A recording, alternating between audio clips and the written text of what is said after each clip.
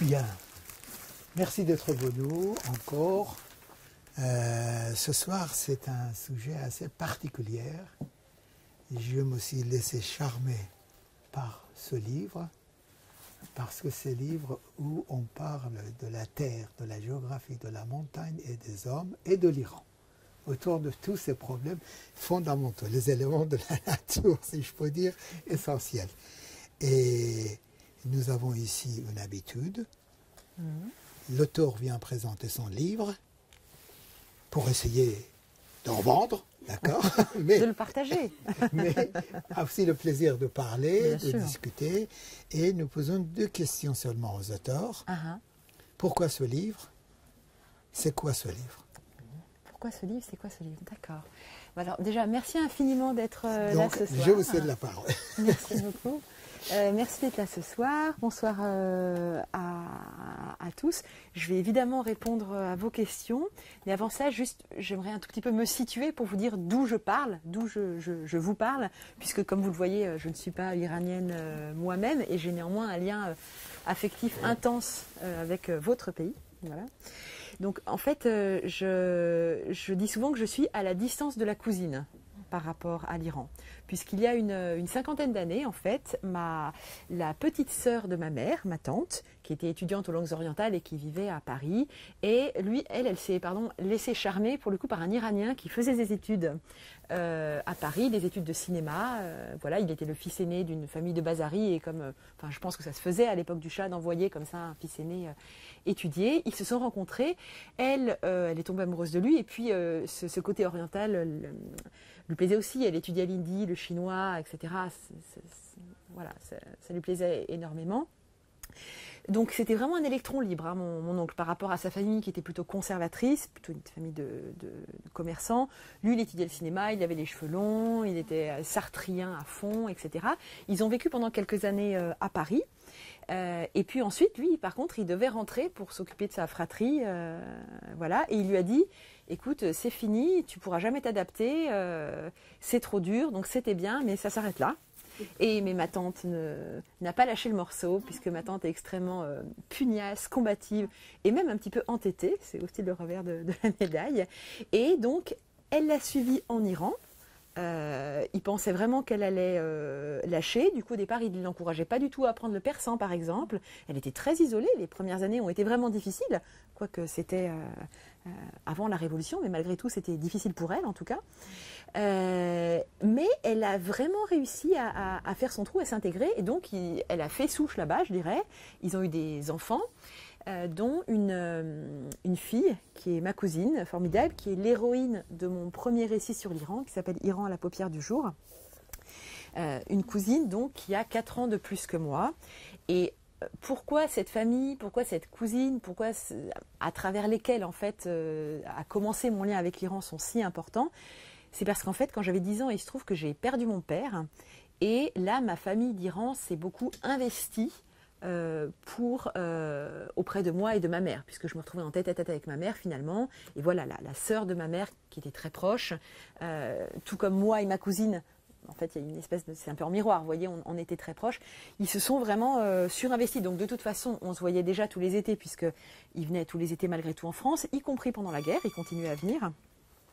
Mais là, à partir du moment où j'ai eu 10 ans, j'ai fait en fait une forme de transfert affectif entre, je l'ai sous les yeux, donc entre ce père, voilà, et cette cousine, je dirais, et qui est devenue une forme de mentor, je dirais. Et c'est aussi pour moi le début de l'écriture d'une certaine manière, puisque quand j'étais enfant, mon père me racontait 1000 histoires, c'était un extraordinaire conteur, donc le goût de raconter des histoires, c'est quelque chose qui me vient de mon père et de mon enfance, mais le goût de les écrire, ça me vient de la correspondance, donc des lettres innombrables et d'une densité inédite qu'on a échangé avec ma cousine quand j'étais adolescente. C'est comme ça qu'a commencé l'écriture. Donc quand j'étais adolescente, pour clarifier un petit peu plus la situation, j'étais tout entière tournée vers cette cousine, en fait, voilà. Et cette relation a culminé quand j'avais 19 ans, l'été où elle s'apprêtait à se marier. J'étais en Iran avec elle et on était entouré d'un tourbillon de prétendants qui étaient les siens, mais qui étaient aussi un peu les miens finalement. et je dois dire que c'était extrêmement euphorisant. Donc j'avais 19 ans, donc c'était l'époque de Ratami, c'était une période aussi, on avait, en tout cas dans ma famille, peut-être que nous étions naïfs et que nous nous sommes bêtement trompés, mais où il y avait quand même pas mal d'espoir. On pensait que les choses allaient évoluer, et nous on avait 19 ans, tous les garçons étaient amoureux de nous, enfin nous aussi on avait de l'espoir à l'échelle individuelle et à l'échelle collective, je dirais. Donc c'était un été complètement fou, où moi en fait j'avais envie de rester en Iran du coup, avec à peu près n'importe quel garçon, puisque l'idée c'était en fait de pouvoir être auprès de cette cousine fabuleuse. Donc cet été extrêmement intense, avec des sentiments extrêmement violents également, et aussi avec des déchirements en fait, parce que quand l'amour fou c'est pas toujours très simple, voilà. Je le relate dans Iran, la paupière du jour, qui est un livre dans lequel je me remets vraiment dans la peau de celle que j'étais à cette époque-là, et y compris avec la naïveté que j'avais. Par exemple, à cette époque-là, j'étais très très anti-américaine, vous voyez. Depuis, je me suis un peu soignée, je suis plus relax à ce niveau-là, voilà. Parce en fait, ma mère a 2 sœurs. L'une donc s'est mariée à un Iranien et est partie vivre en Iran.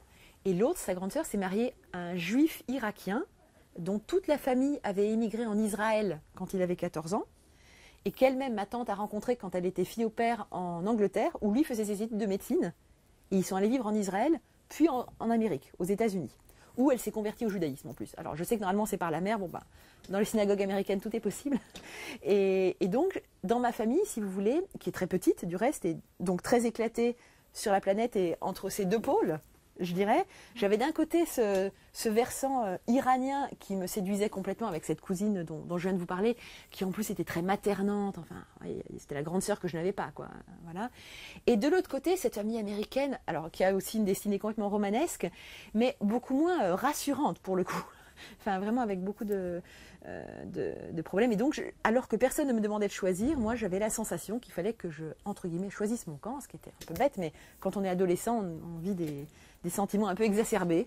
Et moi, du coup, j'étais un peu, de façon un peu caricaturale, je dirais, anti-américaine et très tournée vers cet Iran qui ne pouvait qu'avoir un avenir brillant.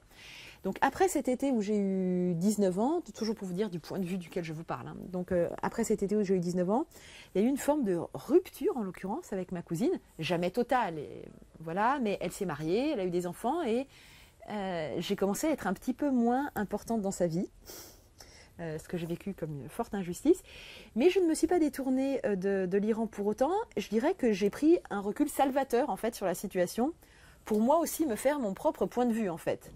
Je me suis fait des amis iraniens moi-même, c'est-à-dire pour avoir une vision autre que celle de ma famille, en fait, d'une certaine manière. Et cette émancipation, je dirais, de ma famille, à travers donc ce lien avec ce pays qui représente un peu l'altérité, entre guillemets, pour moi, voilà. Cette émancipation, elle culmine avec Vertige persan, donc le dernier livre que j'arrive, vous voyez, j'y viens, excusez-moi, je mets du temps, mais j'y viens. Puisque là, je suis repartie en Iran sans même le dire à ma famille maternelle, pour tout vous dire. Donc c'était en cela aussi que c'était très émancipant, parce que pour ma part, quand je vais en Iran, en fait, je dis toujours, j'ai le package complet, en fait. C'est-à-dire que j'ai le quotidien iranien, etc., etc., mais j'ai aussi l'oncle et le cousin très aimants, très sécurisants, mais aussi un peu infantilisants. Et qui me laisse pas forcément non plus faire absolument tout ce que je voudrais, vous voyez, avec la liberté qui est la mienne, voilà. Donc quand je suis partie pour ce livre, pour Vertige persan, je ne leur ai pas dit. Et l'autre raison pour laquelle je ne leur ai pas dit, c'est que ça ne les concernait pas directement, ça concernait mon autre lien avec l'Iran. Puisqu'en dehors de ce lien maternel, là, dont je viens de vous parler, il se trouve que, coïncidence, mon père, bien avant de connaître ma mère, en 1956, donc mon père avait 20 ans de plus que ma mère. Il m'a eu un petit peu tard, c'est pour ça que c'était en 56.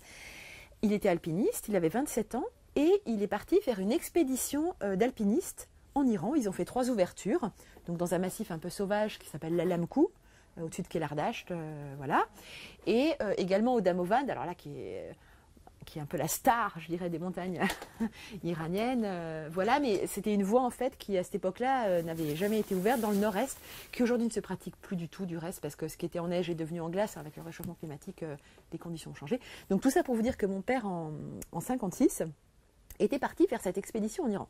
Et moi, du coup, quand j'étais petite, et que je grandissais auprès de ce père, avant donc de le perdre, auprès de ce père qui en plus ne travaillait pas parce qu'il était malade, mais qui n'a jamais perdu son enthousiasme, sa très grande douceur, sa très grande originalité aussi, je dirais, et qui donc, malgré sa maladie, a réussi à faire de mon enfance un moment merveilleux. Hein.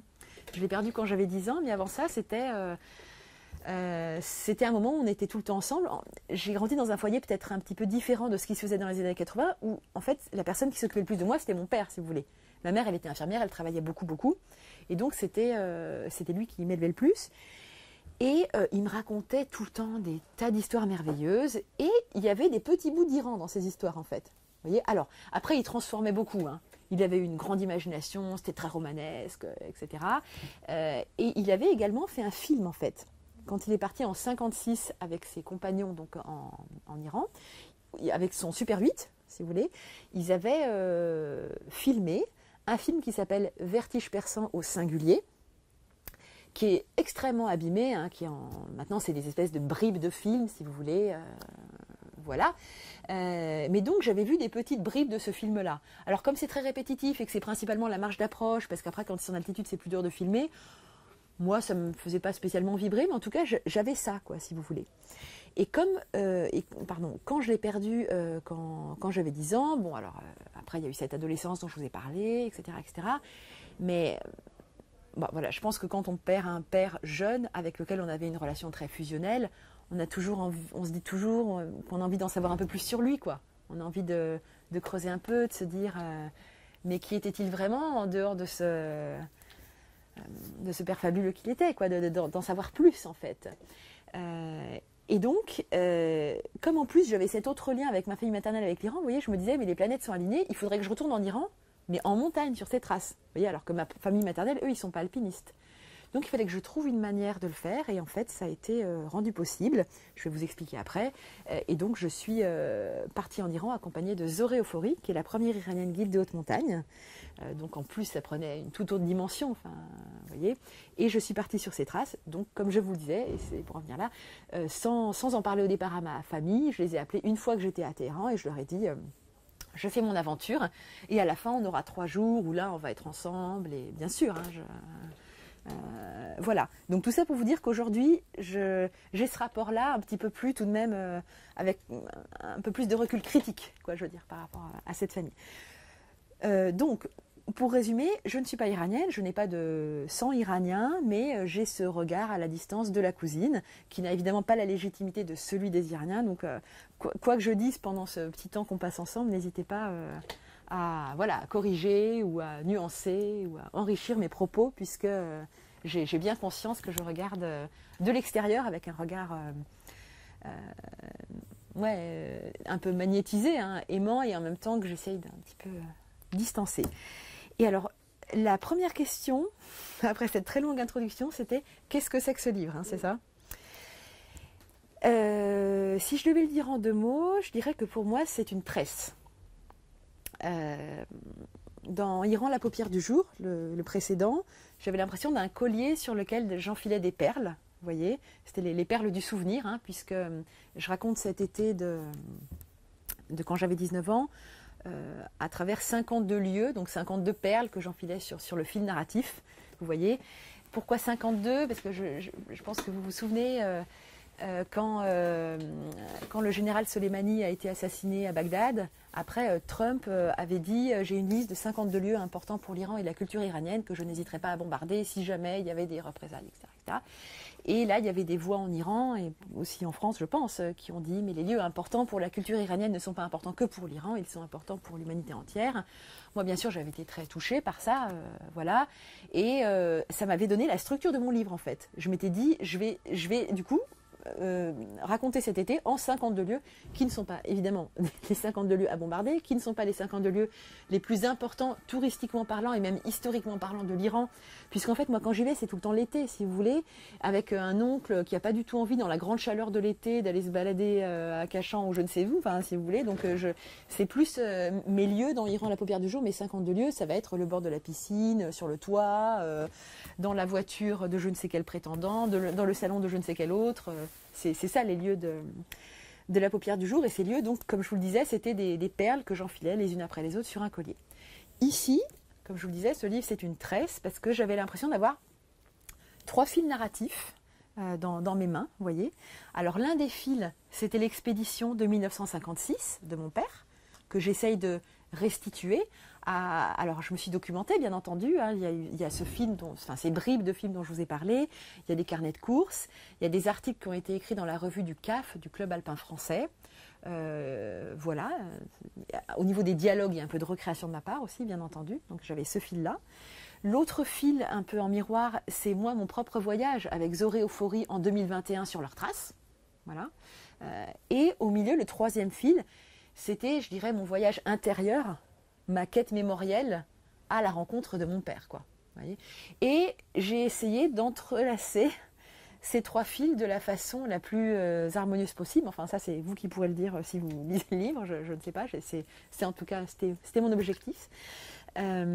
Sachant qu'une chose que j'ai trouvée particulièrement intéressante, c'était le jeu de miroir entre ce père qui du coup qui a grandi du coup dans les années 40 en France, et cette Zoré Euphorie qui grandit dans les années 80-90 en Iran, et qui dans les 2 cas il s'agit d'individus qui vont s'emparer de la montagne comme d'un moyen d'émancipation, si vous voulez. Vous voyez, parce que bon, quand même en France dans les années 50, c'était voilà, mon père était d'une famille d'ouvriers à Saint-Étienne. Lui, il travaillait à Manu France avant de partir en expé. C'était un milieu un peu traditionnel, si vous voulez. Ça ne se faisait pas tant que ça, de partir en montagne, etc. Et Zoré Euphorie, elle vient d'une famille très traditionnelle. Elle était dans une école qu'on a des Shahed, comme on appelle. Voilà, elle portait le tchador jusqu'à 24 ans. Donc, ce n'était pas non plus écrit qu'elle allait devenir alpiniste, si vous voulez. Et j'ai trouvé ça génial, ce parallèle, vous voyez. Et puis, au milieu, cette quête mémorielle. Donc, qu'est-ce que c'est ? Voilà, c'est une tresse et un jeu de miroir. Et alors, pour détailler peut-être un petit peu chacun des 3 fils, hein, maintenant, si vous voulez bien qu'on procède de cette manière-là. Donc, l'expé de 56. Alors, on commence par ce fil-là. Donc, on est à Saint-Étienne, dans les années 50, dans ce cercle d'ouvriers, comme je vous le disais. Jusqu'à maintenant, je ne sais pas à quel point vous êtes familier du monde de la haute montagne, mais en tout cas, jusque dans les années 50, la haute montagne, c'était un peu le domaine de la bourgeoisie. On peut aussi analyser l'histoire d'un pays à travers l'histoire de la montagne, en fait. Hein. C'était un peu des gentlemen, c'est l'Alpine Club, hein, je veux dire anglais au départ, qui a lancé l'alpinisme, etc. Et d'ailleurs, au Club Alpin de Saint-Étienne, avant les années 50, tous les notables de la ville étaient inscrits au Club Alpin. C'était un truc un peu comme ça, bourgeois. Et puis, dans les années 50, apparaissent de nouvelles techniques, c'est-à-dire l'escalade artificielle. Donc l'escalade artificielle, ça consiste à mettre des équipements dans le rocher, on va dire les choses comme ça, à en créer, voilà. Et ça, finalement, les petits ouvriers, qui ne sont pas des bourgeois, voilà, ont davantage de facilité parce qu'ils sont beaucoup plus bricoleurs, ils ont l'habitude d'avoir les mains dans le cambouis, si vous voulez. Et du coup, c'est là qu'ils vont concevoir leurs coins, leurs étriers, Vous savez, l'escalade artificielle, peut-être vous avez des images, par exemple, d'un alpiniste comme Rébuffat qui grimpait des toits en fixant des étriers, et du coup il est comme une araignée, comme ça, voilà. Donc dans les années 50, on a une démocratisation en fait de l'alpinisme à une nouvelle classe sociale, et donc mon père fait partie des gens qui bénéficient de cette forme de démocratisation, ainsi que ses autres compagnons de cordée, puisqu'ils partent à 6. Donc il y a ce père qui est donc le chef d'expédition, voilà. Il y a André Parra, qui est un très fort grimpeur.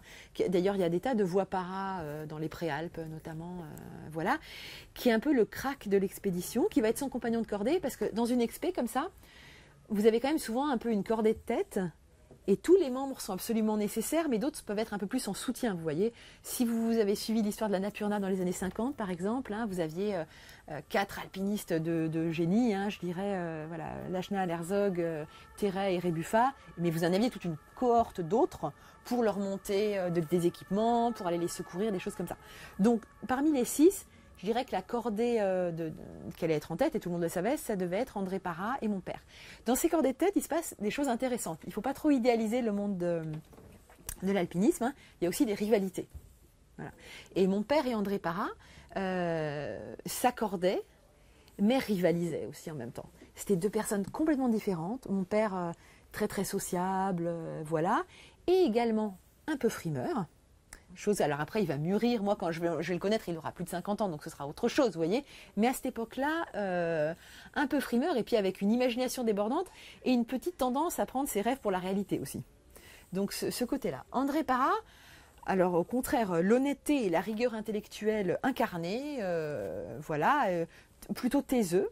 J'ai eu l'occasion de rencontrer d'autres alpinistes qui l'ont connu par la suite, qui du coup avait voilà, vraiment une approche différente. Donc voilà, donc il y a ces 2-là.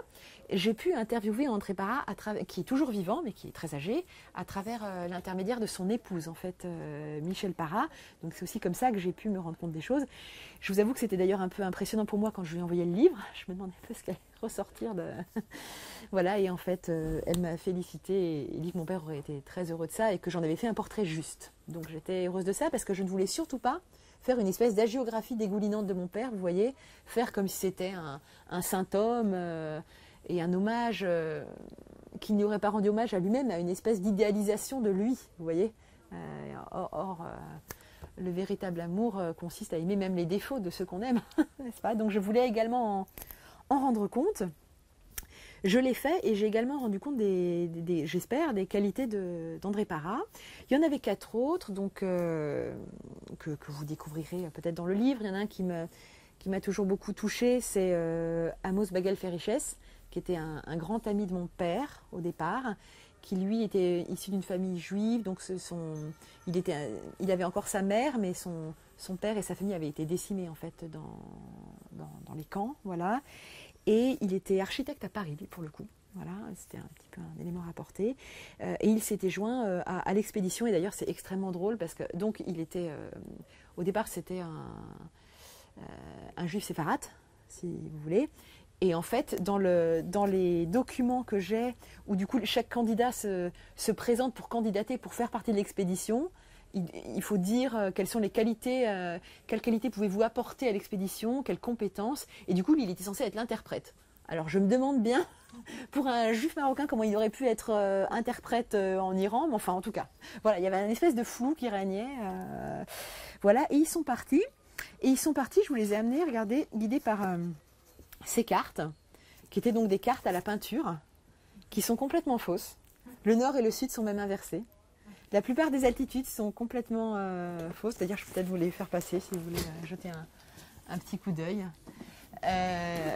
Je trouve ça très, très chouette, ça fait partie de mon matériau documentaire si vous voulez, parce que c'est, comment dire, ce sont des documents qui n'ont aucune rigueur, mais qui ont le charme du rêve, je dirais. Et c'était ça, en fait, il rêvait de faire une expé, puisque 56, c'est 6 ans après 1950, donc le premier 8000 gravis, l'Annapurna, on est d'accord, c'est là tous les petits alpinistes, ils ont envie de faire leur expé, en fait. Pour eux, là, les petits Stéphanois, l'Himalaya, c'était trop loin, c'était trop cher. Et donc, ils vont se dire, mais est-ce qu'il n'y aurait pas des montagnes plus proches, mais qui nous fassent tout de même autant rêver, qui soient également exotiques. Et ils vont tomber sur ce qu'ils appelaient à l'époque le Caucase Sud. Bon, c'est un terme qu'on n'utilise plus, mais enfin, c'est le terme qu'on utilisait. Et pourquoi ils ont cette idée? Parce qu'en fait, 2 ans avant, en 1954, il y a une expédition lyonnaise du CAF de Lyon qui est déjà partie là-bas. Et du coup, j'ai retrouvé l'article de la revue du CAF de cette époque-là. Et dans l'article, et c'est Bernard Pierre, l'alpiniste lyonnais qui écrit cet article, ils rendent compte de ce qu'ils ont fait et de ce qu'ils n'ont pas fait également. Et ils disent qu'ils ont commencé une traversée sur de magnifiques tours de granit qui ressemblent au grépon, mais qu'ils n'ont pas réussi à l'achever parce que c'était trop dur, ils n'étaient pas assez équipés, ils n'ont pas réussi à finir. Et très certainement que c'est cette traversée inachevée sur ce magnifique rocher qui a galvanisé les alpinistes stéphanois. En plus, il y avait des liens entre les Saint-Étienne et Lyon, c'est quand même pas si éloigné que ça, vous voyez, entre les deux clubs. Donc, ils ont décidé de partir en Iran comme ça. Ils partent, c'est une expédition complètement sans le sou, donc ils mettent déjà 3 semaines à y aller parce que donc ils partent déjà, c'est des notables, ils n'ont pas tous une voiture, donc c'est des notables de Saint-Étienne qui les descendent jusqu'à Marseille. Ils passent à Alexandrie, ils passent ensuite à Beyrouth. Après, ils vont prendre le car pour rallier Téhéran, un long voyage en car très éprouvant, quoi. Et ils vont être merveilleusement accueillis par le frère du Shah, en l'occurrence. Ils vont être logés en fait dans les jardins du palais du Shah à Téhéran. Et là, c'est un peu les délices de Padoue. Ils savent jamais quand est-ce qu'ils vont partir, etc. Ils ont envie d'y aller, mais c'est un peu compliqué. Et ils vont être vraiment très bien accueillis parce qu'on va même c'est le général. Je pense que c'est le général. J'allais dire le colonel. Je pense que c'est le général Rakpiz qui les a vraiment aidés. Il les a emmenés un petit peu grimper autour de Téhéran pour qu'ils se réentraînent un petit peu. Et ensuite, il leur a fourni carrément des camions de l'armée pour les emmener jusqu'à Kelardasht, où ils vont commencer leur marche d'approche. Parce que alors maintenant, moi qui l'ai fait du coup en 2021, on peut aller beaucoup plus loin en voiture. Mais à cette époque-là, ils ont commencé avec les mulets de très très loin, quoi, vous voyez. Et ils vont commencer cette marche d'approche. Et ce qui va beaucoup marquer mon père, ça c'est ce dont il parlait pas mal, alors il est d'abord très reconnaissant de la façon dont il est accueilli, hein, voilà, l'accueil des Iraniens est, et ça c'est un truc qui n'est jamais démenti, c'est pareil hier et c'est toujours pareil aujourd'hui, exceptionnel. Donc il parle beaucoup de cet accueil magnifique, il parle du côté un petit peu occidentalisé de Téhéran, du centre-ville en tout cas de Téhéran, de ce qu'il voit. Mais mon père il parlait aussi beaucoup de la pauvreté qu'il a constatée en fait dans la province et de cette espèce d'écart qui... Bon, alors mon père, il était plutôt communiste, et du coup, il était très marqué par ça, quand même, par ces très grandes inégalités qu'il constatait là, pendant cette marche d'approche, où il voyait des gens vraiment dans la difficulté. Et puis, ils vont donc faire je vous raconte pas tout parce que vous découvrez dans le livre, mais ils vont du coup faire leur travail, entre guillemets, dans la Lamkou. Il y a une scène du film que je trouve, qui moi me bouleverse, qui est géniale, où ils se mettent un petit peu en scène, où ils sont... parce qu'ils font 2 ouvertures dans la Lamkou. Et entre les 2 ouvertures, ils se relâchent un petit peu, c'est un peu plus relax. Et alors, il y en a un qui se déguise en abominable homme des neiges et qui va commencer à embêter les autres, etc. Et mon père qui a fait son gâteau, qui est enterré dans la neige. Enfin, il y a un côté très bon enfant, vous voyez, dans cette expédition qui, moi, me touche énormément. C'est un peu des grands ados, quoi. Donc, c'est marrant de voir son père grand ado, en fait. Voilà. Et puis ensuite, ils vont rentrer à Téhéran. Et là, le frère du Shah va carrément leur prêter un avion pour aller repérer au-dessus du Damovan de la voie par laquelle ils vont monter. Alors du coup, il n'y en a que 2 qui prennent l'avion, c'est mon père et André Parra. Et donc, ils se disent, on va passer par là, grâce à l'avion, quoi. Donc, ils sont vraiment extrêmement bien accueillis, c'est le moins qu'on puisse dire. Et ils vont partir au Damovan, faire cette voie. Je voudrais aussi rendre hommage, d'ailleurs, à un personnage important, dont on sait peu de choses, malheureusement, qui est Norik Nikonasian, j'espère ne pas faire d'erreur de prononciation. En fait, a priori, il y avait les plus forts alpinistes d'Iran à cette époque-là étaient plutôt d'origine arménienne, et lui, il en faisait partie. Et en fait, il les a guidés dans le sens où il les a guidés au niveau de l'approche. Et puis après, tandis que la cordée de tête dont je vous ai parlé, André Parra et mon père faisaient les premières, lui, il prenait les autres, les 4 autres, et par des voies un peu plus faciles, mais quand même difficiles, hein, par rapport, par exemple, à mon niveau, c'était quand même difficile, et il les emmenait, ils se rejoignaient au sommet, vous voyez. Donc, il y avait cette présence iranienne. D'autres Iraniens, vous pouvez regarder après, là, j'ai une reproduction d'une photo. Il y avait d'autres alpinistes iraniens qui avaient commencé à les suivre au départ. Et malheureusement, dans un carnet de courses que j'ai retrouvé, ils expliquent qu'ils n'étaient pas assez bien équipés contre le froid et que du coup, ils ont dû décrocher, quoi. Enfin, repartir et pas aller jusqu'au bout parce que même si l'alpinisme était lancé à cette époque-là en Iran, je pense que Gilanpour était déjà allé à l'ENSA à Chamonix. Donc Gilanpour, c'était un athlète iranien que le Shah avait envoyé à Chamonix pour se former à la haute montagne, pour développer la haute montagne, comme il faisait, dans un élan de modernité, je dirais. Voilà. Et donc Gilanpour, donc l'ENSA, c'est l'école nationale de ski et d'alpinisme, c'est là où sont formés les guides. Et donc Guilainpour avait du coup suivi tous les cours à Chamonix, il était rentré, et après il a restitué tous ses cours à d'autres personnes, dont Ibrahim Notache, dont je vous parlais tout à l'heure, qui m'a beaucoup aidé dans ce travail, lesquels ont à nouveau formé des gens, enfin, et ainsi de suite. Mais c'était quand même encore un peu trop balbutiant pour qu'ils suivent cet expé-là, quoi. Voilà. Et ça me permet de faire une transition toute trouvée avec le deuxième fil, j'y viens, donc le fil de 2021, puisque une des choses qui, moi, me plaît énormément dans cette histoire, c'est que, si vous voulez, en 56, ça restait un peu les Saïbs, voilà, c'est les Français qui venaient pour ouvrir dans un pays étranger des montagnes qui n'étaient pas vraiment les leurs. Alors, on ne va pas porter de jugement a posteriori, c'est un contexte, c'est une époque, etc. Mais c'est comme ça. Et ça me plaisait beaucoup, en 2021, du coup, d'être guidée par une Iranienne, par contre. Vous voyez, que les choses se soient un petit peu renversées et que sur la montagne d'Iran, ce soit une Iranienne qui m'emmène. Enfin, je trouvais ça... c'est comme si la justice était un petit peu rétablie d'une certaine manière. Donc, moi, quand je vais en Iran en 2021, déjà, comment je me retrouve à y aller? Parce que j'y ai pensé, en fait, à ce voyage pendant 25 ans, si vous voulez. Pendant 25 ans, j'ai eu envie de faire ça, sans savoir comment m'y prendre. Parce que je vous disais, j'étais gênée aux entournures, avec cette amie maternelle qui a peur de tout, là, et qui veut tout le temps faire attention à moi, et qui allait jamais me laisser faire mes ascensions, alors, enfin, vous voyez. Et puis, ça demande une certaine logistique de faire de la haute montagne, enfin, c'était vraiment compliqué. Il se trouve que j'ai habité pendant 8 ans à Chamonix, donc au lieu de la haute montagne, je dirais, et je travaillais entre autres en tant qu'indépendante auprès des éditions Guérin dans leur librairie. Un jour, j'étais à la librairie des éditions Guérin, puisque la maison d'édition a un point de vente comme ça, et 2 hommes entrent dans cette petite librairie charmante, et je les entends parler le persan. Alors, je ne le parle pas moi-même malheureusement, mais je le reconnais par contre, si vous voulez. Donc, comme c'est très informel dans cette boutique, je vais vers eux, je leur dis bonjour, vous cherchez quelque chose, on commence à discuter, on devient amis tout de suite. Et donc les 2 personnes en question, c'était Ali Reza Mohana, qui est devenu depuis un très grand ami, et un autre ami à lui qui s'appelle d'ailleurs aussi Ali Reza. On commence à discuter et je leur dis que j'ai de la famille en Iran. Ils me disent « Ah, c'est pas vrai, où est-ce qu'ils habitent ?» Donc je leur dis « Chez Iran, machin. » Bonsoir.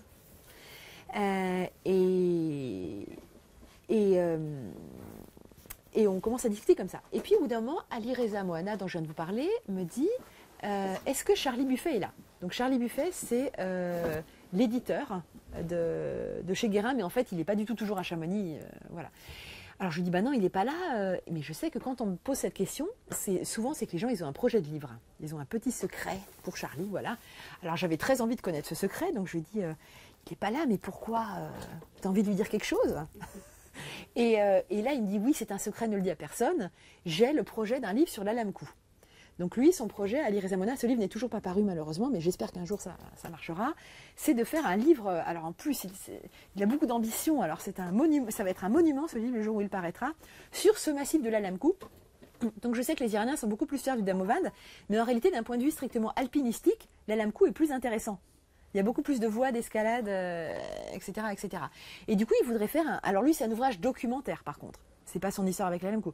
Donc, il y aurait une partie sur la géologie de l'Alamkou, sur la faune de l'Alamkou, sur la flore de l'Alamkou, sur l'histoire de l'alpinisme dans l'Alamkou, enfin, sur l'ethnologie aussi de l'Alamkou, etc. Et je lui dis, ah, mais c'est super intéressant. Bah, mon père, en 56, figure-toi, était dans l'Alamkou. Et il me dit, non, c'est pas vrai, c'était qui? Et du coup, je lui dis, c'était Milou Talon. Et donc, il en avait entendu parler à travers ses recherches. Donc nous sommes devenus très amis. Et puis tout de suite, je lui ai dit, mais tu sais quoi, en fait, moi aussi, j'ai un projet de livre. J'aimerais bien, justement, y retourner dans l'Alamkou, mais sur les traces de mon père. Et il m'a dit, mais on va faire les 2. Et donc, c'est grâce à ce merveilleux Ali Reza Mohana, qui vit du coup la moitié du temps à Chamonix et l'autre moitié du temps à Téhéran, en réalité, que j'ai pu aller en Iran. Enfin, il m'a fait inviter par la Fédération iranienne de la montagne, en réalité, voilà. Mais qui, par contre, m'a complètement laissé tranquille. Hein, parce que parfois, quand je dis ça, les gens se disent que du coup, je devais avoir une espèce de surveillance. Alors, sincèrement, pas du tout. Donc, je suis arrivée en Iran. En plus, c'était le Covid. C'était l'été 2021, donc c'était quand même pas si évident que ça. Bon, en tout cas, je suis arrivée grâce à cette invitation. Et il m'a mis en contact avec Zoré Ofori, puisque lui, en fait, donc Ali, je dirais que l'objectif de sa vie, il n'a pas forcément besoin de travailler, donc du coup, il essaye de soutenir la jeunesse de son pays, et comme il aime beaucoup la montagne, il essaye de soutenir, je dirais, la modernisation et l'émancipation de son pays à travers la montagne. Et donc, il est tout le temps en train d'aider les jeunes grimpeurs iraniens d'une manière ou d'une autre, etc., etc. Et Zoré fait partie des jeunes personnes qu'il suit et qu'il essaye de porter, quoi, vous voyez. Pour vous donner un exemple, parce que j'aimerais vraiment lui rendre hommage de ce qu'il fait, Ali Reza Mouana, là, au mois de janvier, quand j'ai présenté le livre à Albertville, il était là, et il était là avec les 2 champions iraniens de cascade de glace. Donc je ne sais pas si vous savez, mais l'Iran a gagné la Coupe du monde de cascade de glace de vitesse cet hiver. Donc la cascade de glace, c'est une discipline de l'alpinisme, si vous voulez. Vous savez, ils grimpent, ils ont les crampons et les piolets, ils grimpent à toute vitesse comme ça sur une cascade. Et l'Iran est super fort. Et donc ils ont gagné l'or et l'argent en vitesse cet hiver. Et voilà, la personne qui les trimballait du coup partout en Europe entre Saas-Fee et Champagny-en-Vanoise, c'était Ali. C'est le genre de choses que fait ce monsieur, quoi. Et donc il m'a fait inviter en Iran. Il m'a accueilli quand j'étais à Téhéran, je vivais chez lui, etc. Et puis il a eu cette idée géniale de former une cordée de filles, qui a donné un tour encore plus intéressant au projet. Si vous voulez, si je m'étais retrouvée avec un monsieur un peu taiseux en montagne, ça n'aurait plus le même intérêt, en fait. Voilà. Donc voilà, c'est comme ça qu'a commencé à naître ce fil-là. Et donc, avec Zoré Ofori, alors pour vous dire quelques modèles, elle a 35 ans. Comme je vous disais, elle vient d'une famille très conservatrice, mais elle est bouillonnante d'énergie, et donc elle a réussi à... Elle est la petite dernière de sa famille, elle a réussi à s'émanciper d'une certaine manière à travers la montagne. Maintenant, il ne faut pas non plus trop idéaliser la chose, parce que quand les gens lisent le livre, parfois ils imaginent une success story totale. En fait, c'est un peu les montagnes russes quand même. Hein. Des fois, ça va bien. Puis là, par exemple, il n'y a pas grand monde à guider en Iran en ce moment, vous voyez. Donc c'est un peu la déprime, parce que voilà, elle a pas mal de compagnons de cordée qui sont partis aussi en fait là depuis l'automne dernier, donc elle a plus grand monde pour aller en montagne. Bon, mais elle poursuit son chemin, et je suis très heureuse de vous le dire, parce que à la fin de Vertige Persan, en fait, je l'ai perdu de vue, donc je vous rassure d'avance. Après cette perte de vue qui correspondait à un accident qu'elle a eu en speed riding, et du coup à une déprime consécutive à l'accident par ailleurs, elle a repris sa formation, et elle est en ce moment en stage à Chamonix, puisque elle est en train en fait de faire la formation de l'UIAGM. L'UIAGM, c'est l'Union internationale des associations de guides de montagne. C'est une espèce de fédération mondiale de l'alpinisme, si vous voulez. Et donc cette UIAGM, cette union, a décidé de faire une formation pour les jeunes alpinistes d'Asie et du Moyen-Orient. Elle a candidaté, elle a été prise, et donc c'est des séjours réguliers au Kirghizistan et un petit peu dans les Alpes, etc. Et donc elle a réussi à passer le ski cet hiver, puisque vous savez, pour être guide, il y a vraiment 3 compétences. Hein. Il y a le ski, l'alpinisme en tant que tel, et l'escalade rocheuse.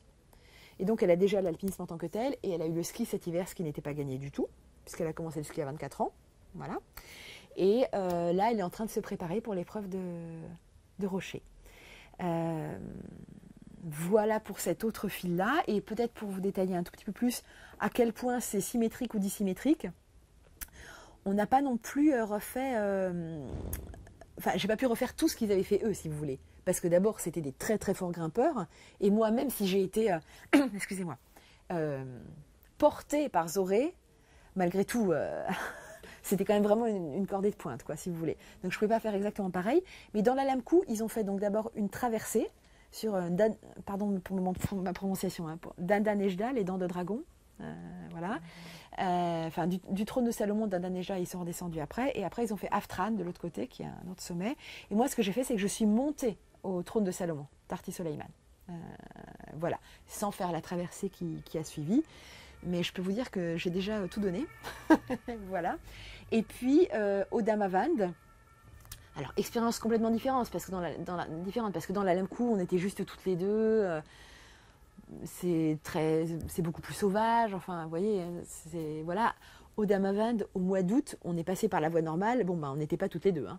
Donc c'était, mais c'était très intéressant aussi en fait, d'un point de vue presque sociologique, j'allais dire, si vous voulez, puisque déjà une chose que moi j'ai beaucoup appréciée, c'est que par rapport, par exemple, j'ai aussi fait des treks, enfin au moins un trek, le Tour du Manaslu au Népal, et quand vous êtes sur un trek au Népal, vous avez 80% d'étrangers, de non-népalais. quand vous êtes sur la voie normale du Damavand au mois d'août, sincèrement, alors en plus, bon, il y avait le Covid, mais moi, il y avait 99% d'Iraniens. Et je veux dire, c'est assez... c'est pas mal, quoi. Vous voyez que les Iraniens vraiment profitent de leur montagne. C'est assez réjouissant, je trouve. Voilà. Et puis du coup, c'était vraiment... Enfin voilà, on grimpe avec la musique et tout le bazar, alors que nous, dans les Alpes, on écoute le silence. Ouais, ça n'a rien à voir. Il y a aussi beaucoup de... Alors, c'est la voie normale d'un point culminant, donc c'est un peu comme sur la voie normale du Mont Blanc. Vous avez des gens pas si préparés que ça qui y vont.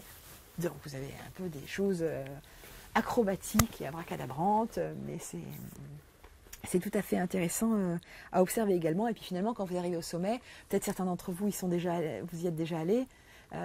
C'est un cratère rempli de neige, hein, et donc nous on a fait le tour pour arriver à l'aplomb, puisque eux ils avaient fait une voie du nord-est, donc je vous disais, hein, pour arriver à l'aplomb de là où ils étaient montés eux. Donc voilà, on n'a pas fait exactement les mêmes ascensions, mais l'esprit était un peu le même. Peut-être une petite parenthèse là du coup sur l'écriture en tant que telle, parce que comment raconter ça quand on fait du récit de montagne, donc moi je baigne pas mal dans la littérature de montagne parce qu'une de mes autres activités c'est d'être correctrice de manuscrits dans l'édition, et je corrige beaucoup de textes pour les éditions Guérin et les éditions Glénat, donc beaucoup de textes de montagne. Et du coup j'ai aussi un regard critique sur ce genre de littérature, je dirais. Et une des critiques que je formule assez régulièrement, c'est qu'en fait on peut très vite être paresseux quand on fait de la littérature de montagne. Parce qu'en fait la montagne est naturellement un décor extrême qui crée une tension dramatique. C'est-à-dire qu'à partir du moment où de toute façon vous mettez des personnages en montagne qui doivent aller au sommet, tout de suite il y a une atmosphère de danger, il peut leur arriver des tas de choses, etc., etc. Et on peut un peu se reposer sur ça, vous voyez. Et parfois ça fait des récits qui stylistiquement pourraient être plus aboutis, je trouve. Donc moi j'ai vraiment essayé de prendre garde à ça et de ne pas me reposer sur la grande facilité que présente cet environnement. C'est évidemment plus difficile d'écrire enfin pas roman, récit d'ailleurs, d'écrire un texte qui se passe dans une petite rue de la banlieue parisienne que d'écrire sur un environnement montagnard. Vous voyez, il y a tout de suite autre chose. Donc ça c'était au niveau de l'écriture. Et autre élément que je peux vous donner par rapport à cette écriture, c'est peut-être mes influences. Donc moi je cite toujours Virginie Troussier, qui est une autrice de littérature de montagne principalement, mais je pense qu'elle est tout à fait capable de faire autre chose, qui a écrit Au milieu de l'été, un invincible hiver. Elle a retourné la citation de Camus, qui était, j'ai trouvé au milieu de l'hiver, j'ai trouvé au fond de moi un invincible été. Là, elle l'a retourné, où elle parle de la conquête du pilier du Fresnay au Mont Blanc. Je vous recommande ce livre, pardon, même s'il n'est pas iranien, mais voilà, c'est aussi un éclairage intéressant. Et par contre, l'autrice iranienne que je peux citer, qui m'a aussi beaucoup influencée, c'est Negar Javadi, qui a écrit Des Orientales. Parce qu'en fait, là, elle aussi, en fait, elle tisse deux fils différents. Là, elle en a plutôt deux, en l'occurrence, puisque vous savez, c'est l'histoire d'une femme iranienne vivant en France qui se retrouve dans la salle d'attente d'un hôpital où, en fait, elle va elle souhaite avoir une insémination artificielle. Elle a le donneur qui arrive dans la salle d'attente, qui est un jeune homme, donc, qui arrive dans la salle d'attente en même temps qu'elle, donc une scène éminemment moderne, je dirais. Et puis elle raconte en parallèle son épopée familiale dans le Mazandaran. Donc là, on repart au temps des sultans, enfin voilà, où on est plus dans quelque chose à la Scheherazade, je dirais. Et je trouve que c'est extrêmement habile la façon dont elle a lié ces deux temporalités. Et comme moi, j'étais confrontée à ça aussi, à savoir jouer avec des temporalités très différentes, sauf que moi, j'en avais une de plus, et je vais y venir, c'est celle des années 80, mon lien avec mon père. Et ben, je me suis aussi un peu inspirée d'elle, voilà. Et pour venir donc à ce dernier fil, le cœur un petit peu de l'ouvrage, qui en volume, je ne pense pas que c'est ce qui occupe le plus de place, mais il n'empêche que c'est quand même pour moi le cœur de ce texte, et ben c'est ma relation avec mon père, comme je vous disais. Donc en fait, au fil de ce voyage que j'ai fait en Iran, j'essayais d'être un petit peu à l'écoute de ce qui se passait en moi. Évidemment, ressurgissaient des souvenirs, pas forcément des souvenirs qui étaient complètement oubliés, hein, mais ce qui m'intéressait, c'était de voir dans quel ordre, à quel moment ils apparaissaient, quelle texture ils avaient à ce moment-là, qui étaient liés à mon enfance et qui me permettaient de redessiner un peu la trajectoire de ce père et la trajectoire finale de ce père. Et ça, je vous laisserai plus le découvrir, mais ce que je pourrais encore dire, c'est que le mot qui illustre très bien ce que j'ai éprouvé en faisant ça, c'est le terme de sérendipité. Donc la sérendipité, vous savez, c'est en science, vous cherchez quelque chose et vous trouvez quelque chose d'autre. Ou Christophe Colomb qui part chercher les Indes et il tombe sur les États-Unis, enfin sur l'Amérique plutôt, c'est pas encore les États-Unis, sur l'Amérique. Ben, moi, je suis partie chercher mon père jeune alpiniste, et je suis tombée d'abord sur Zoré, première chose, et ensuite je suis retombée sur mon père que j'avais connu des années 80. Vous voyez ? Et du coup, ça m'a permis de mettre en forme ce qui nous unissait et de le faire avec la plus grande sincérité, ce qui n'était pas gagné, parce que j'ai commencé à vous en parler un peu tout à l'heure. Je vous ai dit que mon père avait cette imagination débordante et prenait parfois un peu ses rêves pour la réalité, en toute bienveillance d'ailleurs. Et il avait aussi tendance à cacher un petit peu des choses, etc. Or là, moi, je mets tout le monde à nu, si vous voulez, en faisant un récit, puisqu'il s'agit de non-fiction, on est bien d'accord. Et l'idée, c'était aussi de pouvoir parler justement de ces failles, qui ne sont pas des crimes, hein, je vous rassure, hein, mais de ces failles en tout cas. Et tout en me disant, s'il lisait ce livre, il verrait que voilà, j'ai révélé ces failles que j'ai révélé ces failles dont lui n'aurait peut-être pas parlé, lui aurait peut-être fait quelque chose d'un peu plus doré. Mais je me disais, s'il lisait ça, il faudrait qu'il voit que malgré ses failles, je l'aime quand même. Vous voyez, c'est aussi une déclaration d'amour en fait. Hein. De toute façon, presque tous les livres sont des déclarations d'amour en même temps. Et ce lien très particulier que mon père avait avec la réalité, qui m'a beaucoup interrogée, parce qu'en plus, moi aussi, je suis un peu comme ça. C'est-à-dire que moi aussi, j'ai beaucoup d'imagination. Et parfois, j'aurais une petite tendance à transformer un petit peu, à faire des petits mensonges de courtoisie, à faire des choses comme ça.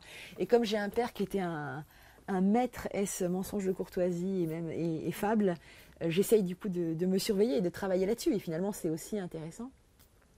Et donc, dans ce livre, par contre, je voulais jouer le jeu jusqu'au bout.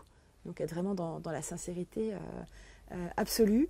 Et d'ailleurs, j'ai cité Abbas Kiarostami au début du livre justement pour dire que j'étais pas du tout dans le jugement moral, que j'observais, que je regardais, que je clarifiais et que j'aimais toujours. Et du coup, Abbas Kiarostami, il avait dit la vérité n'est pas le contraire du mensonge, la vérité, c'est la découverte de l'inconnu. Et je dois dire que, alors je ne vais pas généraliser pour tous les Iraniens, mais en tout cas dans ma famille iranienne en tout cas, a un rapport beaucoup plus relax aussi avec ces histoires de vérité et de petits arrangements, etc. Et ça, c'est quelque chose qui m'a beaucoup soulagée, quoi, si vous voulez, quand j'étais adolescente et puis après dans ma construction. Et donc pour finir, je dirais que ce dernier lien aussi, ça donne un côté un petit peu universel à ces vertiges persans, c'est-à-dire que en réalité, je pense que ce texte, en tout cas les retours de lecteurs que j'en ai, il peut intéresser des gens qui ne s'intéressent pas nécessairement à l'Iran, même s'ils vont du coup en découvrir une partie, mais ils ne sont pas obligés d'avoir, avant toute chose, un intérêt pour l'Iran, ils peuvent venir d'un autre côté. Et on peut aussi lire Vertige persan sans s'intéresser de façon spécifique à l'alpinisme, je veux dire. Vous voyez, c'est ce côté, je pense, de rapport d'une fille à son père qui fait que tout le monde a un père, quoi, je veux dire, qu'il soit connu ou inconnu, mais enfin en tout cas, il y a toujours au moins un père symbolique, quelque part, qui fait que tout le monde est le bienvenu dans ce texte. Voilà. Ma foi, j'ai beaucoup parlé. Est-ce que j'ai répondu aux 2 questions ? On va voir en donnant la parole s'il y a des questions. Bien entendu, je suis à votre entière disposition. Parce que vous l'avez connu que 10 ans, entre guillemets. Oui. Et votre maman, elle en a pensé quoi? Alors oui. Alors, ma mère n'est pas du tout présente dans le livre.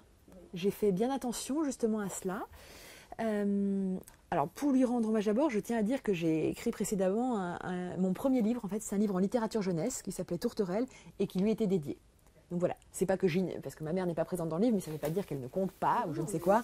Voilà, je précise parce que des fois, il y a des gens qui disent, bah alors, et ta mère oui, mais je peux parler à un moment de mon père et à un autre moment de ma mère. Enfin, oui, là, c'était ma relation avec mon père. Donc ma mère, elle a connu mon père. C'était une grande histoire d'amour, hein, il n'y a pas de doute. Et elle était très très admirative aussi parce qu'il avait ce côté un peu fabuleux du montagnard, etc. Il l'emmenait en montagne, elle était éblouie, etc. Et ma mère est quelqu'un de très aimant, de très à l'écoute, etc. Et la raison pour laquelle j'en ai pas trop parlé dans ce texte aussi, c'est que la distance que j'ai prise par rapport aux propos parfois un peu romancés de mon père, c'est moi qui l'ai prise, mais c'est pas tout à fait sûr qu'elle l'ait prise, cette distance. C'est pas sûr qu'elle ait envie de la prendre. Et c'est pas... Donc, si vous voulez, c'est mon entreprise, quoi. J'ai pas envie de... Je lui ai évidemment offert le livre. Je l'ai aussi interrogée en amont hein, pour qu'elle me raconte un peu des choses dont elle se souvenait. Il se trouve que mon père et ma mère, ils vivaient dans le présent. Donc en fait, ma mère avait posé très peu de questions à mon père sur ce qui s'était passé avant. Donc finalement, le témoignage le plus essentiel, alors, sur les années 80, bien sûr, c'est ma mère, il n'y a pas de doute. Hein. Mais sur ce qui se passait avant, c'est plutôt été d'autres membres de ma famille paternelle que je connaissais très peu du reste. Mais j'ai une excellente relation avec ma mère et elle me disait sens-toi libre, quoi, si vous voulez. Il n'en demeure pas moins que quand je lui ai donné le livre, j'avais quand même bien sûr que ça me préoccupait parce qu'en plus, je raconte mon enfance avec ce père que j'aimais tellement, qui était malade et qu'en plus on a perdu, vous voyez. Donc bien sûr que je savais qu'elle allait être très émue. Enfin, voilà. Et je me disais, est-ce que tu as le droit de faire pleurer ta mère comme ça? Bon, en même temps, cette histoire était trop forte pour que je ne la raconte pas. Donc j'ai donné le livre, et puis elle ne l'a pas lu tout de suite. Et pas de souci, moi je ne l'ai pas du tout... Enfin, elle aurait même pu ne pas le lire si elle voulait ne pas le lire. Finalement, elle l'a lu, et en fait, ça lui a beaucoup plu, et elle a trouvé ça extrêmement juste. Et donc, elle a vraiment apprécié. Puis elle m'a vraiment dit, c'est ton histoire. Alors, ma mère est un être aussi que j'admire beaucoup parce qu'elle est totalement dépourvue de jalousie. Ce qui n'est pas mon cas, mais ce qui est son cas à elle. Et donc, en fait, parce que quand j'étais petite, je passais beaucoup plus de temps avec lui qu'avec elle, vous voyez, par exemple. Et des fois, je vois des couples dans lesquels il peut y avoir, malgré tout l'amour, des petits sentiments d'injustice à certains moments, enfin, oui, des choses comme ça. Ma mère n'a absolument jamais eu ça, et c'est tout à son honneur, en fait. Elle nous a laissé toute la place pour que s'épanouisse notre amour. Et ça a duré 10 ans, en effet, ça n'a pas duré très longtemps, mais grâce à elle notamment, ça a été pleinement vécu, quoi, je dirais. Donc c'est vraiment, à nouveau, tout à son honneur. Je peux peut-être revenir sur ma demi-sœur, parce qu'elle aussi, j'appréhendais un peu sa lecture. Donc ma demi-sœur, elle a 20 ans de plus que moi, 22 ans même, elle est née en 60. Alors mon père lui racontait, pour la petite histoire, mon père lui racontait toujours qu'un jour ils allaient aller en Iran, parce que Reza Pahlavi est né à un jour de distance avec elle. Enfin, ma sœur est née, j'oublie tout le temps, le 1er novembre 1960 ou quelque chose comme ça, et lui il a dû naître le 30 octobre ou quelque chose comme ça. Et donc mon père, avec toutes ces histoires, lui disait toujours que l'année prochaine ils allaient aller en Iran et fêter leur anniversaire à tous les deux ensemble dans le palais du Shah, où le frère du Shah les attendait. Voilà. Donc c'est cette demi-sœur. D'abord, j'ai demandé l'autorisation, en fait, avant de faire ce livre. Et puis, j'ai demandé l'autorisation, et en même temps, c'est un peu elle qui m'a aussi... Elle a fait partie des gens qui m'ont stimulée pour écrire, parce que, en fait, donc, sa maman était mariée à mon père à l'époque de l'expédition de 56. Ma mère ne faisait pas encore partie de l'histoire, si vous voulez. Peut-être qu'elle, elle savait plus sur l'expédition. Et bien, en fait, sa mère, oui. Mais sa mère, maintenant, est âgée, et du coup, je l'ai interrogée, mais c'était très flou. Voilà. Mais ma sœur, en fait, pas tant que ça, parce qu'il se trouve que ses parents se sont séparés quand elle était très petite. Et en fait, moi, je l'ai connue moins longtemps, mais beaucoup plus intensément. D'ailleurs, ma sœur me le dit toujours, tu l'as beaucoup plus connue que moi. Et à chaque fois, je lui dis, mais non, je l'ai connue différemment, etc. etc. C'était une autre époque de sa vie, si vous voulez. Là, il avait entre 20, 30 ans, etc. Il était fou de montagne. Il s'est sans doute pas très bien comporté, d'ailleurs. L'histoire de la garde alternée, ça n'existait pas trop à cette époque-là. Enfin, vous voyez. Et donc, pour revenir à l'événement, l'un des événements qui m'a décidé à écrire, c'est que quand la première femme de mon père, avec laquelle il était à cette époque-là, mais qui n'était pas en Iran, hein, qui l'attendait sagement à Saint-Étienne, comme ça se faisait à cette époque-là, quand elle a dû partir en maison de retraite, c'est ma demi-sœur qui a tout déménagé, son appartement, et dans l'appartement, elle a retrouvé toute une liasse de documents, dont faisait partie d'ailleurs ces documents-là, et elle s'est dit, qu'est-ce que je vais faire avec ça? Elle s'est dit, je vais les donner à Émilie. Donc moi, elle m'a donné ça, et c'était un peu, alors qu'est-ce que je fais avec ça maintenant? Vous voyez ce que je veux dire? Et d'ailleurs, je vais vous raconter encore une petite histoire. Quand je l'ai ouvert, cette liasse de documents, alors c'est pas ça, hein, c'est autre chose. Alors j'ai vu ces cartes, etc. Et après, un des premiers documents que j'ai vu, c'est cette lettre, écrite en minuscule patte de mouche, Ah oui. et qui commence par cher enfant. Et en fait, j'ai cru que c'était pour moi. Et puis après, j'ai vu que c'était au masculin, donc non, c'était pas moi. Vous voyez, il y a c'est Flaubert qui disait Madame Bovary c'est moi, moi mon père c'est moi, hein, c'est chacun son. Et en tout cas, ça commence par cher enfant. Je viens de recevoir ta bonne lettre qui m'a fait grand plaisir, car c'est avec beaucoup de joie que je revois par la pensée mes braves petits gars de la colo. Que de jours se sont écoulés depuis mon départ précipité. Et en fait, c'est signé Ton abbé qui ne t'oublie pas. C'est un abbé résistant, en fait, puisque donc mon père a grandi pendant la Seconde Guerre mondiale. Il était pendant 1 an placé dans les Bauges, en plus chez des paysans, etc. Et donc cet abbé résistant avait dû faire un camp de montagne avec des petits-enfants de la ville pour les emmener en montagne, etc., etc. Et moi, cette lettre, elle m'est vraiment rentrée dedans, si vous voulez. Et j'y ai vu, en fait, les prémices de l'amour de la montagne de mon père. Parce que à cette époque-là, en plus, vous voyez, la montagne, c'était aussi un peu la résistance. Et la résistance, c'était les héros, quoi, vous voyez. C'était... puisque, voilà, c'était les maquis, hein, ils se cachaient en montagne, etc., etc. Donc j'imagine mon père crapahutant au Châtellerault-Bauges, là où il était placé chez ses paysans, parce qu'à Saint-Étienne c'était la ville, c'était dangereux, il n'y avait pas à manger, etc. Je l'imagine crapahutant et pensant à cet abbé qui lui était encore plus haut dans le Vercors, etc. Sachant qu'en plus le père de mon père, donc mon grand-père que je n'ai pas connu, et le fils aîné était résistant en plus, dans le maquis du Vercors. Donc il y a aussi ça qui a déclenché. Donc voilà, ça fait partie des éléments que j'ai trouvés grâce à ma sœur. Donc elle m'avait livré tout ça, ça entre autres, etc. Et je me demandais un peu comment elle allait... elle m'a aussi accompagnée auprès de sa mère dans la maison de retraite pour que je puisse lui poser des questions. C'était plutôt émotionnel qu'informationnel finalement, vous voyez. Mais voilà. Et c'était très intéressant. Bonjour. Et je me demandais comment elle allait réagir. Et en fait, elle a réagi tout en pudeur, comme elle est. Puisqu'en fait, c'est moi qui farfouille et qui écrit et qui dit les choses et qui rassemble dans la famille. Elle, je pense qu'elle n'a pas elle n'a pas le même chemin avec mon père. Donc, elle m'a félicité pour le livre. Et elle m'a dit, je le retrouve complètement là, mais... tu vois, je voulais le passer, le livre, mais en fait, moi, j'en parle jamais. Alors du coup, pour l'instant, je ne l'ai pas passé. Et en fait, là, je me suis dit que l'écriture, c'était, avoir ce goût et l'éducation qu'il faut pour pouvoir écrire, c'était quand même un vrai cadeau du ciel, parce que du coup, ça permet d'avancer aussi dans ces relations avec, vous voyez ce que je veux dire, et j'espère qu'un jour, alors soit à travers un livre, soit à travers autre chose, elle-même... parce que moi, maintenant, je suis très libre, vous voyez, de parler de tout ce qui concerne mon père, et elle, pas vraiment, quoi. Vous voyez. Mais ça ne l'a pas dérangé que je prenne cette liberté, donc je le remercie, voilà. Oui. À propos de Tarde Soleiman, je suis très intéressé par cela, parce que il y a un bouquin fait par une expédition française, de géographes en 1958, ah bon, sur Tarde Soleiman, décrivant en détail la première expédition scientifique française au Damavand. Alors, il y a plusieurs Tarti Soleiman, c'est bien celui de l'Alamkou? Oui, l'Alamkou. D'accord, ok. Avec une analyse sur le glacier, sur les murailles, sur la géomorphologie. D'accord, je ne savais pas. Sur la vie à Roudbarak et puis le pastoralisme. Il y a un bouquin du CNRS qui fait 200 pages sur à la fois Damavand et sur l'Alamkou. Et donc j'ai eu l'occasion de m'y rendre à plusieurs reprises. Okay. Et donc, vous dites qu'il y a quelqu'un qui s'intéresse à cela, il y a effectivement pas mal de travaux et de documents scientifiques là-dessus. C'est en français ou en persan? En français.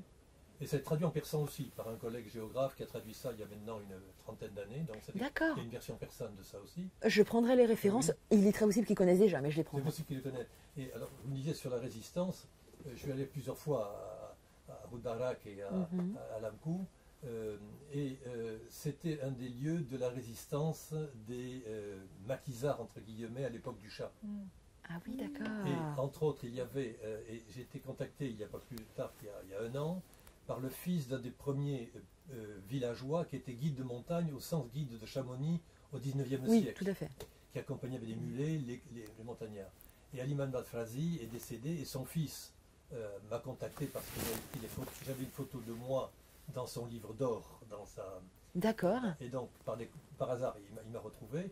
Et il y avait surtout dans ce livre d'or des gros problèmes parce qu'était la photo de plusieurs montagnards importants appartenant au Fedayin Eqal, au Fedayin, qui est entraîné à la montagne pour la résistance.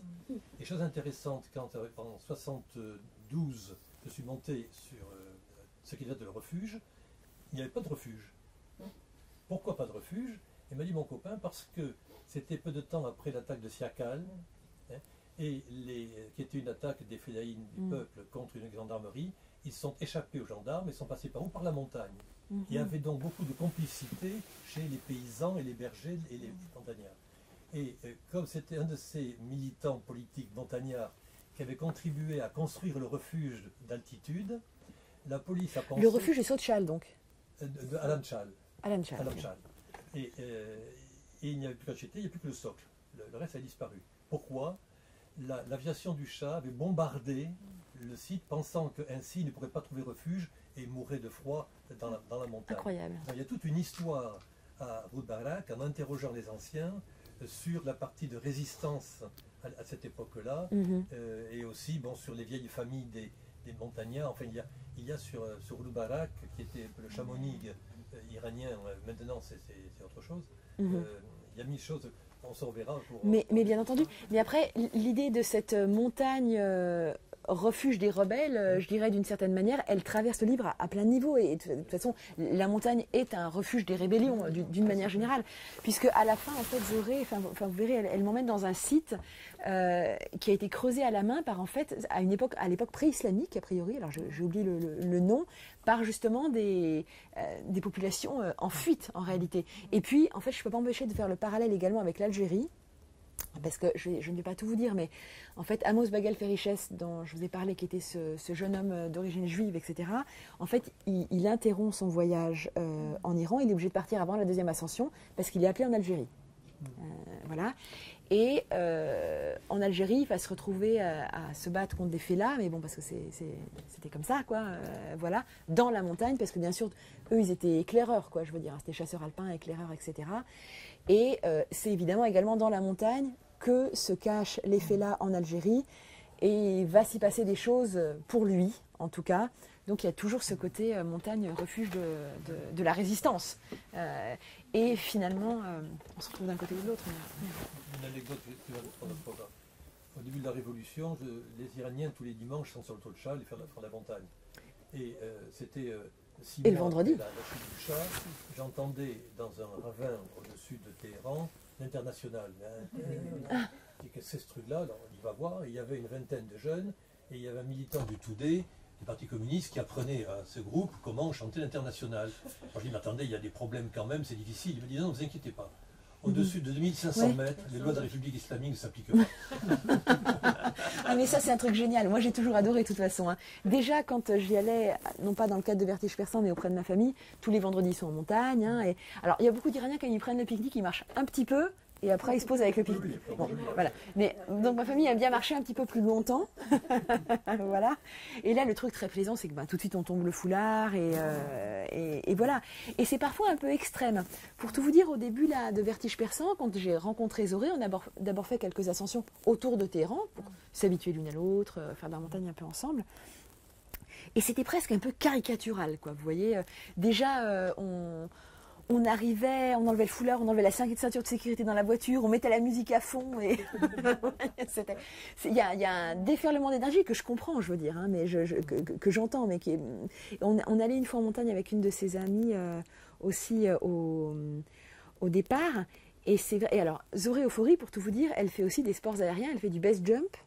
Je ne sais pas si vous voyez en quoi ça consiste. Vous avez le parachute, donc le parachute, vous allez sauter d'un avion, voilà, donc ça, elle en a fait. Et le base jump, B-A-S-E, ça veut dire B, building, A, antenna, S, span, E, earth. Donc en fait, les base jumpers, ils sautent soit d'un building, donc elle a d'ailleurs sauté de la tour Milad Tower il y a quelques mois, là, voilà, soit d'une antenna, d'une antenne, quoi. Span, c'est un pont, on peut aussi sauter d'un pont, et earth, du sommet d'une falaise. Donc vous sautez, mais vous n'avez pas encore c'est pas du parapente, je veux dire. Vous sautez vraiment dans le vide, et après, vous ouvrez votre parachute, et puis le troisième pas, c'est la wingsuit. Et c'est vrai qu'il se trouve que le mari de ma cousine, qui alors à cette époque-là était encore un prétendant, pratique aussi le parachutisme. Donc en fait, à chaque fois que je vais en Iran, je suis entourée de gens qui pratiquent les sports aériens avec furie, je dirais, et un peu comme Zoré aussi pratique la montagne. En tout cas, c'est là que je voulais en venir. C'est-à-dire que comme c'est des espèces de liberté, en fait, ces sports outdoor, un petit peu, voilà, c'est vraiment, il y a quelque chose de dévorant dans la pratique des pratiquants. Enfin, voilà, c'est ce que je constate. Les montagnes de nord de Téhéran, ouais. C'est à proximité d'une grande capitale, en plus. Milieu universitaire. C'est l'escalade et la marche. C'est le lieu de la liberté. Ça a été toujours le lieu d'échapper au contrôle de la police, que ce soit la police de la République islamique, que ce soit la police de l'époque du Shah. C'est l'endroit, j'ai fait toute une partie de ma jeunesse militante entre Tchalous, Alamout, Doab, au-dessous de Karaj, et c'est tout le monde qui faisait ça, pratiquement. Si je peux prétendre que plus de 40% des réunions secrètes des étudiants qui ont formé après la classe politique iranienne, c'est fait à l'initiation à partir de Abshar de Relou jusqu'à l'Ashkarak ou même jusqu'à Alamout, jusqu'à la col de Takht Soleiman. Non pas le sommet, on ne montait pas, col du nord. Et tout cet espace énorme de montagne, de marche. J'ai fait la connaissance de pas mal d'hommes politiques iraniens dans ces démarches, que ce soit Bazargan, que ce soit Bakhtiar. Ce n'est pas seulement Bakhtiar, j'ai couru avec lui de Darband jusqu'à Abshar de Relou. Bazargan, c'était la même chose.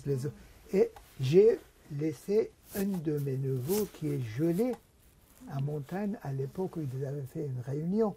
Et de retour, et son cousin, de retour, ils se sont rendus compte que les Savaks contrôlaient la sortie. Ils ont essayé de passer par Chaman Mahmal et descendre à Pelangchal, de l'autre côté. Et là, le gel les a frappés, ils sont morts. Et ça continuait tout le temps. Ce n'est pas l'histoire de Siakal. Et ce montagne du nord de l'Iran qui va jusqu'à Mazandaran, ça rentre d'une certaine manière avec la mythologie iranienne de grandes Rustam, Zahach. La montagne de Mazandaran, ça fait partie de la formation de l'identité de la vie iranienne. Si Vercors, vous dites milieu mythique de la résistance en France, je veux vous dire que la montagne de Mazandaran, cette partie, c'est aussi les montagnes corses, pour le bandit corse. Ah oui. Et le bandit corse, c'est la notion de liberté encore, d'échapper à l'autorité. La montagne du nord de Téhéran, c'est l'endroit où on échappe à l'autorité, on se lève. C'est fantastique. Moi, ce qui m'a intéressé dans le livre, c'était justement les aspects de Alamkou que pour nous, jeunes, était inimaginable de pouvoir monter jusqu'à sommet.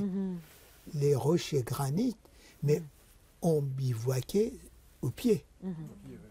Et ainsi de suite. Et c'est un paysage magnifique, d'une beauté fantastique, qui demande un effort. Maintenant, ils ont mis des téléskis, on monte jusqu'à Tuchal, tout ça.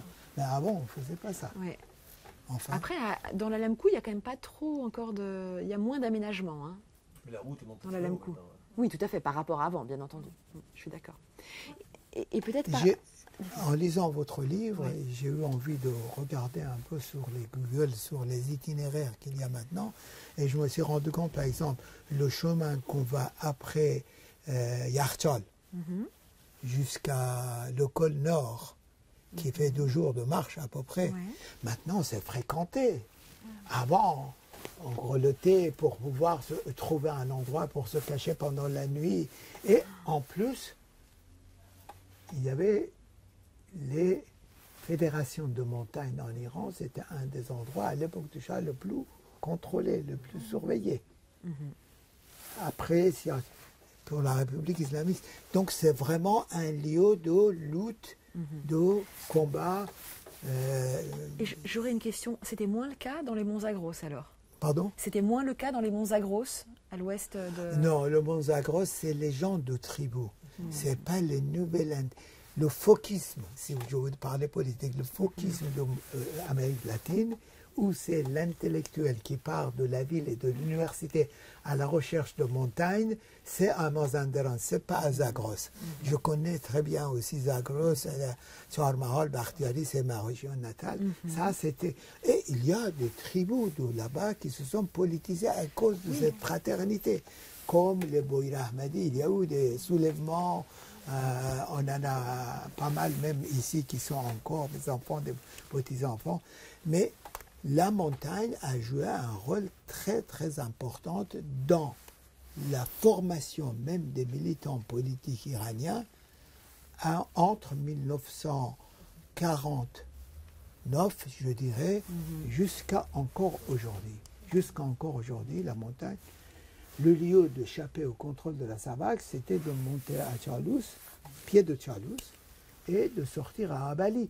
Pour moi, il y a des moments pour aller à Ispahan, j'étais obligé de prendre le chemin de montagne, aller à Douab, descendre de l'autre côté de lac de Karaj, et descendre à Shahriar, et de Shahriar prendre l'autobus pour aller à Ispahan.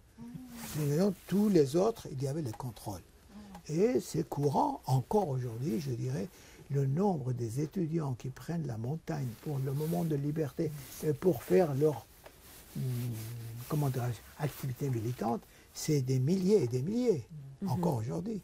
C'est un lieu de haute sécurité pour les pastorants, encore de même manière qu'il était pour le sabbat. Et alors, moi, si je peux me permettre de rebondir un petit peu sur ce que vous dites, en observant un petit peu Zoré et ses amis et les gens qui gravitent autour d'elle, j'ai la sensation, je suis certaine qu'il y a encore des tas de jeunes militants politisés en Iran, évidemment, bien entendu. Après, par exemple, quelqu'un comme Zoré et comme ses amis, je ne les sentais pas très politisés, vous voyez.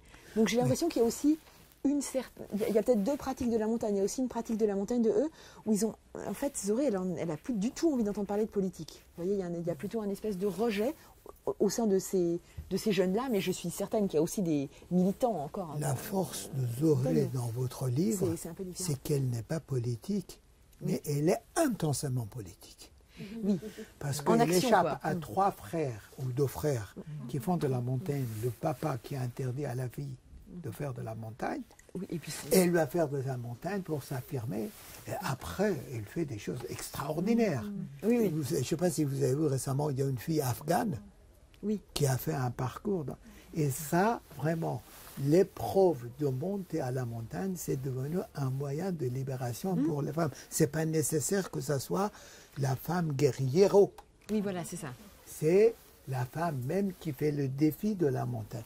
Aller bivouaquer dans la montagne, dans une culture où un homme et une femme, la nuit, ne se trouvent pas dans la montagne en général, c'est déjà lancer un défi. Et c'est un défi permanent.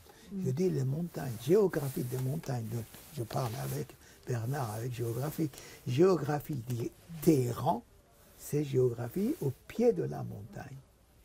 Et Téhéran au pied de la montagne comme ça a une autre géographie politique qu'Ispahan en pleine oasis de désert. Et dans les montagnes de Mazandaran, les tribus sont localisées. Vous n'avez pas de grandes tribus transhumants. C'est les Pahlavis eux-mêmes, c'est de l'autre côté de la montagne. C'est des tribus. Savatkou, c'est pas loin de l'autre côté de Alamkou. et ainsi de suite. Moi, je dis les montagnes. Tonnet Carbone, c'est la même chose. Vous parliez de la fille de José Diavodi qui a fait, c'est la famille des Tonnet Carboni. Tout ça, une grande partie de la résistance même de conseil de constitution, c'est fait à Mazandaran. Le Tonnet Carbone, on croit toujours, on regarde Tabriz, on regarde Bakhtiari, mais on ne voit pas que le Tonnet Carbone, maintenant ça a changé, mais encore ça reste la montagne. Et la montagne, c'est incontrôlable pour n'importe quel pouvoir. En tout cas, j'ai eu un énorme plaisir avec votre livre de me retrouver dans mes balades et mes échappées. Et vous l'avez écrit d'une manière technique de montagne. J'ai fait après aussi à Chamonix, Mont Blanc, tout ça, parce que je voulais reconstruire ce que j'avais fait là-bas. Mais les techniques, je ne connais pas. Mais là, avec les techniques, et votre Zoré, elle est fantastique pour un guide de montagne. Le personnage que vous avez fait. Et c'est une femme. Pour moi, ça je le conseille. Le livre, ça mérite vraiment pour être présenté. Qu'on ne se réduit pas uniquement politique, argumentation politique, tout de suite, le rapport de force politique. Une femme montagnard en Iran qui fait de la montagne de cette manière-là, elle fait de la haute politique. D'ailleurs, elle a beaucoup de followers. Est-ce qu'il y a un projet de traduction en fait il n'y en a pas, mais j'aimerais beaucoup. Après, en fait, il faut qu'une maison d'édition iranienne, en fait, vous voyez, contacte ma maison d'édition française d'une certaine manière. Moi, j'en serais très heureuse. Quand j'ai présenté Iran, la paupière du jour, donc ça c'était il y a déjà 2 ans, on m'avait déjà posé cette question-là et je me rappelle, j'avais eu une présentation un peu folle, c'était à Bordeaux et il y avait une communauté, un club d'Iraniens, je ne sais, qui était venu à la présentation là-bas, qui était assez fort. Et c'était très haut en couleur cette présentation. Il y avait une jeune fille qui était iranienne, qui étudiait à Bordeaux et qui m'avait proposé de traduire. Et depuis, elle m'envoie régulièrement des messages sur Instagram en me disant « j'aimerais beaucoup traduire ». Mais moi, je ne peux pas lui donner les droits comme ça. Enfin, je ne sais pas comment vous dire. Il faut qu'il y ait un accord, en fait, entre des... Non, il ne faut pas qu'il y ait d'accord. L'Iran est un pays de liberté, et donc on traduit tout sans autorisation. Alors, je ne sais pas, parce que moi, mon oncle il est iranien.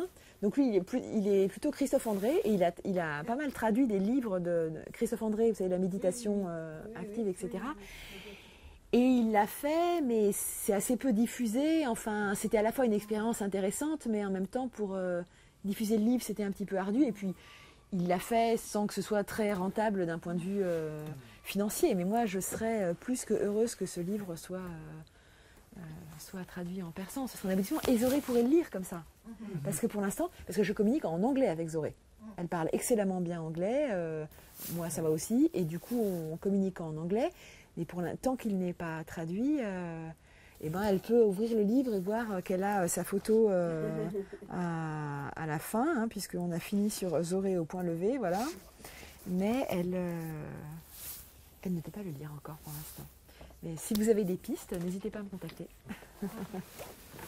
Bien. Merci d'être venu. Merci d'avoir présenté. Merci beaucoup.